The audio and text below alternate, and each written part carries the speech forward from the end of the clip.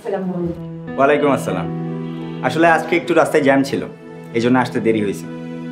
Sir, ওয়াইকে কোম্পানির audit report নিয়ে একটা শর্ট মিটিং ছিল।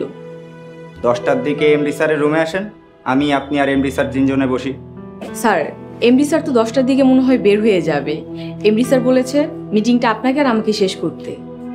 ওকে, তাহলে আপনি 10টার দিকে আসুন।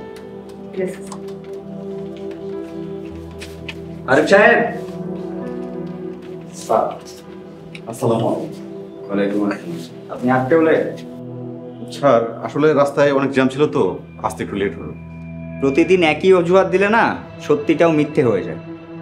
রানিং মাস থেকে 3 দিন লেট করে আসলে একদিনের স্যালারি কাটা যাবে, জানেন নিশ্চয়ই। তা জানি স্যার, কিন্তু স্যার যেদিন আমি অফিসে আগে আসবো ওইদিন কি বোনাস পাবো? আগে আসলে সামনের দোকানে বসে চা খাবেন। সময় মতো আসতে বলা হয়েছে, আগে আসতে বলা হয়নি।